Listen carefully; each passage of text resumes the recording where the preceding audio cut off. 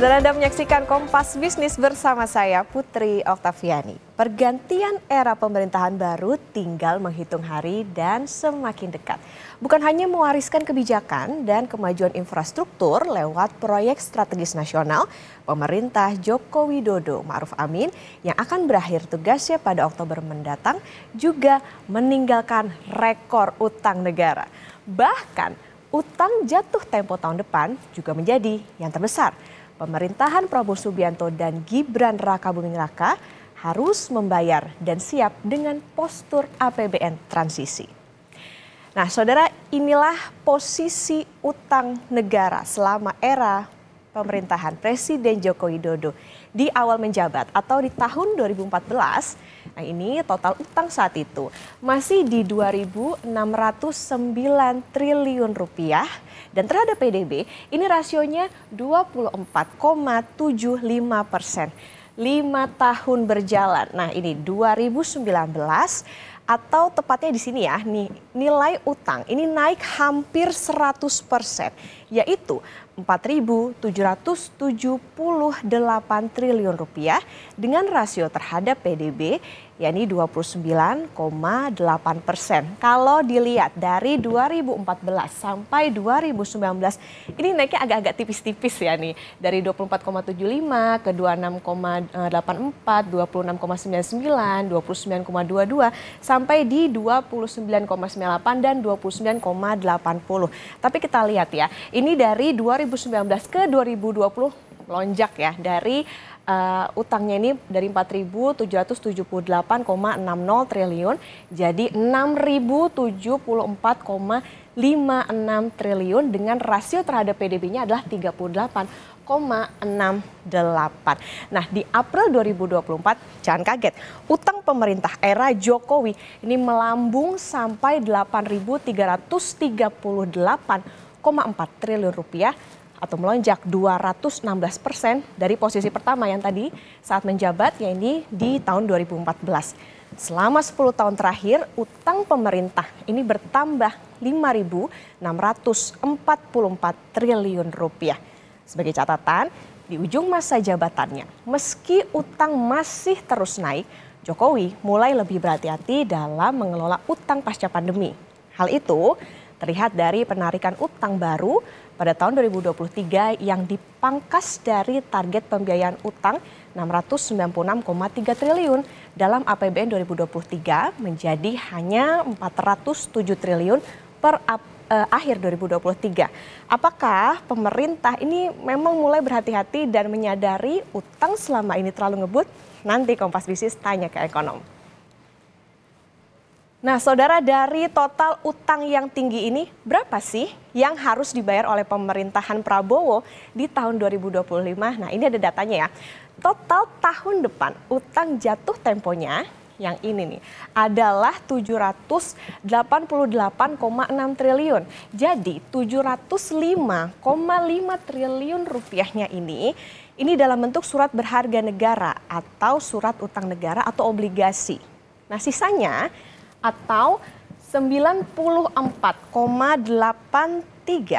dari pinjaman ini adalah atau lebih dari 90% ya, utang jatuh tempo ini terbit di tahun 2014. Nah, ini yang menjadi catatan karena di tahun depan pemerintahan Prabowo dan Gibran justru harus ngegas dengan berderet target ambisius seperti makan siang gratis. Terus bagaimana dengan pengelolaan APBN tahun depan? Nah, kemarin di DPR, Menteri Keuangan bilang defisit APBN tahun ini targetnya 2,29% dari total anggaran. Tahun depan, defisitnya sedikit dinaikkan menjadi 2,45 sampai 2,8% dari total kebutuhan anggaran. Sedikit di bawah batas aman yang diatur undang-undang saat ini, yaitu 3%. Nah, yang bisa kita artikan adalah ketika defisit anggaran ini melebar, pemerintah di tahun depan masih akan mencetak utang. Jatuh tempo di tahun depan ini akan diselesaikan dengan utang baru. Nah, ini juga nanti kita akan tanya ke ekonom. Kepala Badan Perencanaan Nasional Bappenas Suharto Monoarfa ini bahkan sempat mengusulkan angka defisit yang lebih rendah di kisaran 1,5 sampai 1,8% dari PDB agar Prabowo Gibran masih bisa sedikit bernafas. Saudara Menteri Keuangan Sri Mulyani bilang resiko utang jatuh tempo tidak akan jadi masalah jika APBN kredibel dan kondisi politik stabil. Salah satu utang jatuh tempo yang tinggi disebabkan penarikan utang yang jumlahnya besar pada saat pandemi COVID-19. Jadi kalau pengelolaan utang itu, kalau ada pokok yang jatuh tempo, risiko yang dihadapi oleh suatu negara bukan pada magnitude-nya, tapi apakah kemampuan negara tersebut melakukan revolving pada biaya yang dianggap fair, itu menjadi salah satu bentuk risiko. Jadi kalau negara ini tetap kredibel, APBN-nya baik, kondisi ekonominya baik, kondisi politiknya stabil, maka revolving itu sudah hampir dipastikan risikonya sangat kecil. Karena market beranggapan negara ini akan tetap sama. Sehingga jatuh temponya seperti yang terlihat di sini 2025, 26, 27 yang kelihatan daham tinggi, itu tidak menjadi masalah selama persepsi terhadap APBN, kebijakan fiskal, ekonomi, dan tentu politik tetap sama. Tapi kalau salah satu bergerak, maka yang tadinya pemegang surat utang negara kita, pemegang surat utang negara itu tidak jatuh tempo terus pengen diambil hasilnya gitu Pak. Tapi mereka tetap membutuhkan untuk alat investasi. Jadi mereka pasti revolve. Kecuali panik, kecuali mereka berpikir lagi, negara ini udah nggak bagus, aku keluar. Makanya stabilitas dan kredibilitas serta sustainabilitas itu menjadi penting. Itu satu yang ingin saya sampaikan kepada Bapak dan Ibu sekalian. Kedua, mungkin angka-angka yang di 2025-67 ini tinggi, jangan lupa Bapak dan Ibu sekalian, di ruangan ini kita juga pernah diskusi ya. Pandemi COVID-19 yang waktu itu membutuhkan hampir 1.000 triliun belanja tambahan, dan untuk nambah belanja sebesar itu pada saat tadi penerimaan negara yang dibacakan oleh Pak Wihadi turun 19% karena ekonominya berhenti kan Pak waktu itu, maka defisit kita tinggi. Nah waktu itu Komisi 11 dengan kita serta Pak Peri, Bank Indonesia setuju melakukan burden sharing. Burden sharing itu menggunakan surat utang negara yang maturitasnya maksimum 7 tahun. Ya Pak Ria. Jadi kalau tahun 2020 maksimum dari jatuh tempo dari pandemi kita itu semuanya di 7 tahun, dan memang ini sekarang konsentrasi di 3 tahun terakhir 5, 6, 7. Sebagian di 8. Nah inilah yang kemudian mungkin menimbulkan persepsi kok banyak sekali utang numpuk, karena itu adalah biaya pandemi yang kita mayoritas kita isu surat utangnya berdasarkan agreement waktu itu Komisi 11 kita dengan Bank Indonesia untuk melakukan burden sharing agar neraca BI-nya tetap baik, fiskalnya tetap kredibel, politik juga acceptable. Kita akhirnya menyetujui, menyepakati instrumen tersebut. Saudara, tahun depan pemerintahan Joko Widodo menetapkan defisit APBN di kisaran 2,45 hingga 2,82% dari PDB. Di saat yang bersamaan ada utang negara senilai 788,6 triliun yang jatuh tempo. Rekor pula. Nah, sehatkah ekonomi Indonesia? Kompas Bisnis sudah bersama Bima Yudhistira, Direktur Eksekutif Center of Economic and Law Studies atau CELIO. Selamat pagi Mas Bima. Selamat pagi. Mas Bima, ini kan utang terus naik, bahkan cetak rekor ya. Tetapi tahun 2023 ini penarikan utang mulai hati-hati, indikatornya itu dipangkas dari target. Nah, apakah pada akhirnya pemerintah sadar harus berhati-hati atau seperti apa Mas Bima?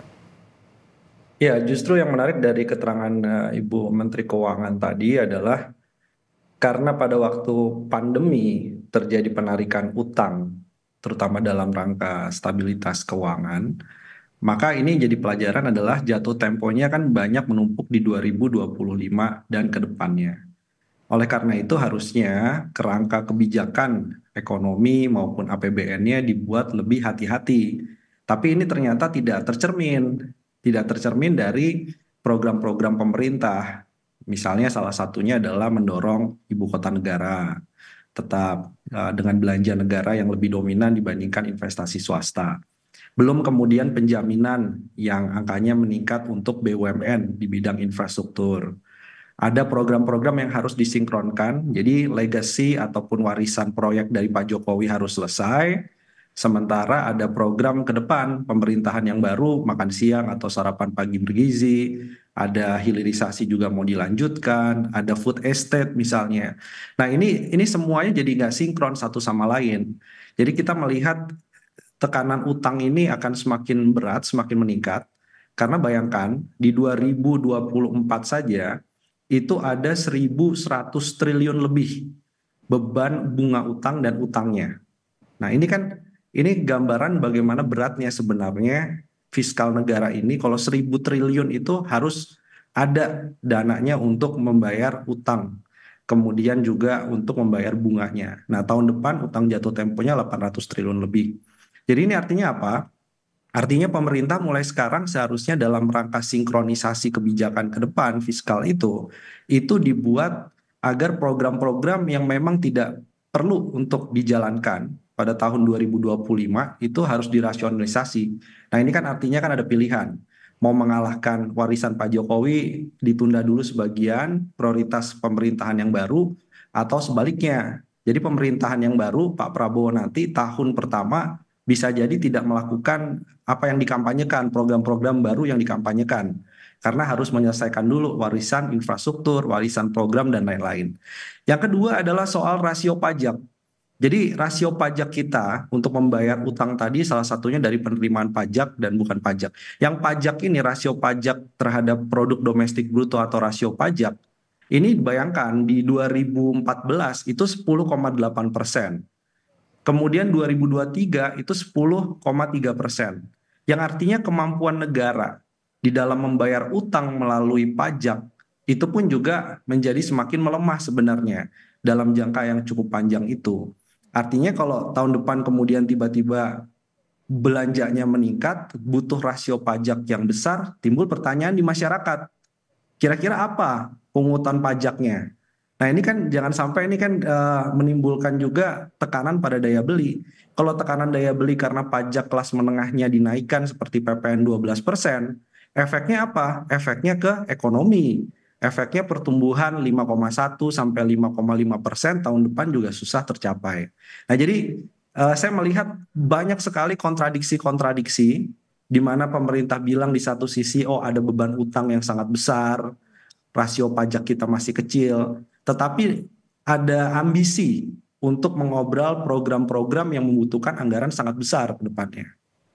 Oke, artinya memang di pemerintahan yang baru ini harus dilihat juga ya, maksudnya skala prioritas mana yang harus dilanjutkan karena dari warisan pemerintahan sebelumnya, kemudian juga nanti harus dihitung juga terkait dengan kebijakan apa nih yang bisa dilakukan setelah melanjutkan yang sebelumnya, kebijakan-kebijakan yang sebelumnya. Nah, Mas Bima, ini kan ada utang jatuh tempo yang rekor di tahun depan. Nah, tapi di saat bersamaan, defisit APBN juga diperlebar. Apakah bisa disimpulkan bahwa utang tahun depan yang akan dibayar ini itu dengan utang yang baru atau gimana?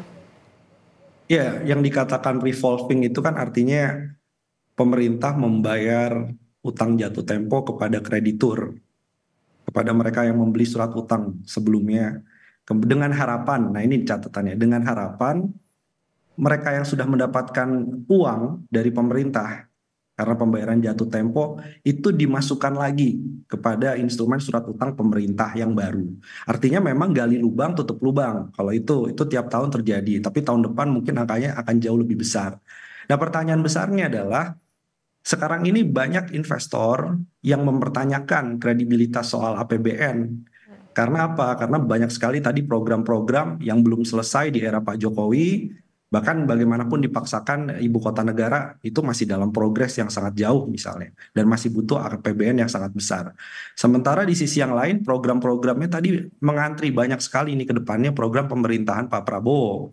Nah ini yang jadi pertanyaan, trust investor untuk menaruh kembali uangnya, sehingga pemerintah bisa terus melakukan gali lubang tutup lubang terus seperti ini dan kemudian ini yang membuat APBN terus berjalan. Nah, itu pun juga masih menjadi teka-teki.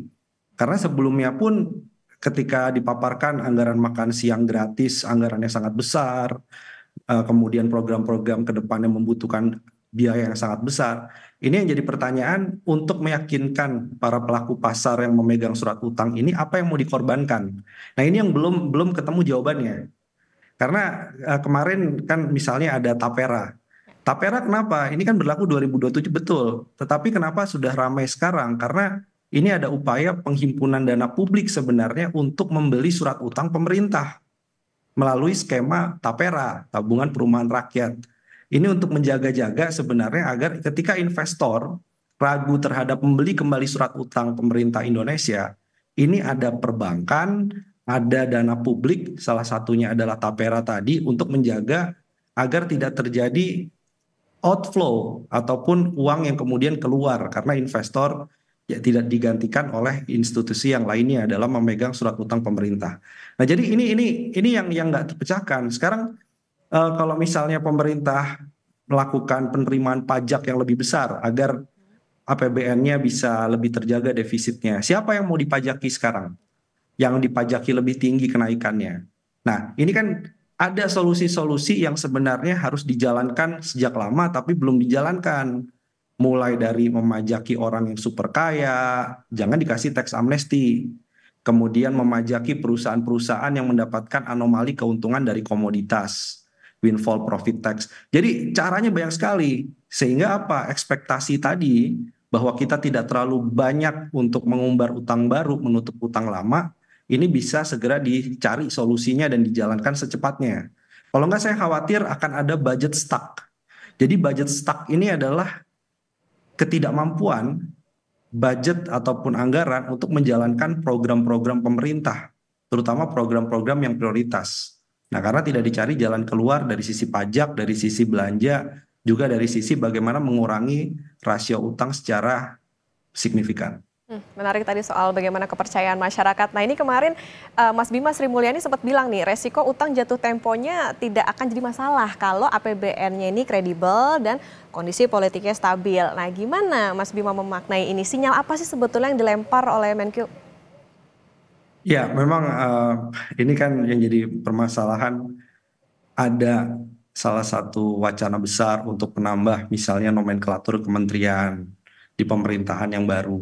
Sementara kalau untuk mengakomodir konsolidasi politik yang sangat besar dengan membentuk kementerian lembaga baru, ini berapa budgetnya, berapa anggarannya. Itu pun juga yang menjadikan tadi kredibilitas politik dan anggaran itu salah satunya masalahnya di sana. Kemudian yang berkaitan juga dengan misalnya kredibilitas APBN politik, ini arah subsidi energi, ini kemana arahnya? Apakah tahun pertama akan ada pemangkasan subsidi energi? Tapi kalau subsidi energi dipangkas, banyak kelas menengah rentan juga yang akan kena. Karena selama ini kelas menengah rentan juga banyak menggunakan subsidi BBM, subsidi solar misalnya, subsidi listrik. Nah, jadi ini bagaimana caranya agar politik ini inline. Jadi dia bisa menjalankan program politiknya, membuat stabilitas politik, tapi di sisi yang lain anggaran-anggaran yang memang bisa dipangkas, tapi dialokasikan ke tempat yang sesuai. Nah, itu menjaga ekspektasi dan kredibilitas. Karena memang tantangannya memang mungkin berbeda ya dari 2014 kemudian 2019. Jadi era Pak Prabowo ini adalah era untuk tahun pertama mengkonsolidasikan agar jangan banyak yang minta jatah menjadi menteri ataupun kepala lembaga sehingga birokrasi bebannya terlalu berat. Itu satu. Yang kedua adalah bagaimana menjaga agar proyek-proyek yang kemudian kemarin di era Pak Jokowi itu bisa diteruskan, tapi dengan rasionalisasi dan tetap menjaga ekspektasi bahwa tidak boleh ada proyek yang mangkrak. Ini tantangan yang besar. Ketiga, di era Pak Prabowo ini akan menghadapi tidak ada bonanza komoditas. Itu yang kita lihat juga dari dokumen kerangka ekonomi makro APBN 2025. Jadi batu bara, sawit, kemudian karet, dan banyak komoditas-komoditas yang menjadi unggulan ekspor, ini harganya lesu. Minyak, gas alam harganya lesu. Dan ini membuat penerimaan negara dari pajak dan bukan pajak menjadi agak sulit di awal pemerintahan Pak Prabowo. Nah ini tantangannya untuk ke depan jauh lebih berat daripada Pak Jokowi 2014 dan 2019. Artinya menjalankan kebijakan juga harus realistis ya sama anggarannya. Nah berarti Mas Bima, apakah di pemerintahan Pak Prabowo sama Mas Gibran ini perlu ada refocusing anggaran? Mana yang lebih penting? Potong subsidi atau potong anggaran kementerian? Ya, saya pikir ini poinnya adalah harus berani. Jadi fungsi dari tim transisi terutama di bidang fiskal, anggaran, ekonomi ini harus berani berkata tidak. Jadi ini fungsi dari Bu Sri Mulyani juga sebenarnya dan kabinet yang ada sekarang untuk berkata bahwa ini tidak bisa dijalankan. Ini yang harus kemudian menjadi prioritas. Itu yang kemudian harus jadi rem sehingga di tahun pertama rasionalisasi kebijakan programnya memuaskan publik, memuaskan dulu yang memilih misalnya Pak Prabowo, tapi juga di satu sisi dari sisi anggaran lebih kredibel. Karena kalau tidak, ini saya lihat situasi eksternal, global, kurs rupiah, ya, ekspektasi inflasi, minat investasi untuk masuk, ini akan menjadi batasan-batasan yang akan menghambat jalannya pemerintahan yang baru kalau tidak hati-hati. Jadi itu fungsinya untuk melakukan refocusing, kemudian rasionalisasi dan berani berkata tidak. Bahwa ada program yang lebih penting Pak, ini ditunda dulu untuk tahun kedua dan tahun ketiga. Ini yang perlu ada yang rem, kalau tidak ya defisit kita nanti akan diutak-atik, wacananya muncul, perlu nggak Undang-Undang Keuangan Negara 2003 itu kemudian diperlebar batas defisit anggarannya. Jadi nanti pembahasannya khawatir ke arah sana. Dan itu ternyata juga kurang begitu bagus bagi rating surat utang kita dan kemampuan menyerap dana publik untuk pembiayaan pembangunan. Oke, refocusing, berani berkata tidak, kemudian juga bisa rasional. Nah, singkat saja Mas Bima, ini mitigasi apa sih jadinya yang perlu dilakukan? Soalnya kan ada program makan siang bergizi gratis, tapi utang juga jatuh temponya rekor. Perlu nggak sih menyiapkan instrumen darurat misalnya saat pandemi ada burden sharing atau gimana nih nanti? Saya pikir harus ada skema debt swap atau pertukaran utang jatuh tempo itu dengan program. Jadi timnya Pak Prabowo itu disarankan membuka ruang dialog bagi para kreditur untuk menukar program sarapan bergizi gratis ataupun makan siang gratis, susu gratis karena ada kaitannya dengan penurunan stunting dan penurunan angka kemiskinan misalnya. Itu bisa bicara dengan kreditur untuk mengurangi pokok utangnya. Dan itu pernah dilakukan Indonesia misalnya di tsunami Aceh ya dengan beberapa kreditur, kemudian untuk mengkonservasi hutan juga bisa dilakukan pengurangan pokok utang. Jadi alih-alih kita membayar utang jatuh tempo yang nilainya sangat besar tadi, sebagian bisa dikurangi pokok atau bunganya dengan program-programnya Pak Prabowo. Itu harus ada kreativitas untuk melakukan itu. Ya, itu saya kira salah satu jalan keluarnya. Dan kalau pajak sekali lagi, jangan pajak kelas menengah, tapi pajaki mereka yang selama ini mendapatkan berbagai fasilitas tapi belum patuh pembayaran pajaknya. Itu yang harus dikejar. Oke, pada intinya adalah harus dilihat nanti gimana berjalannya pemerintahan Pak Prabowo setelah Presiden Jokowi, soal gimana nanti skala prioritasnya untuk kebijakan, kemudian juga tadi yang paling menarik adalah soal harus berani berkata tidak begitu untuk kebijakan-kebijakan yang mungkin bisa boros buat anggaran. Terima kasih Mas Bima Yudhistira, Direktur Eksekutif Center of Economic and Law Studies atau CELAS. Sehat selalu Mas Bima. Terima kasih.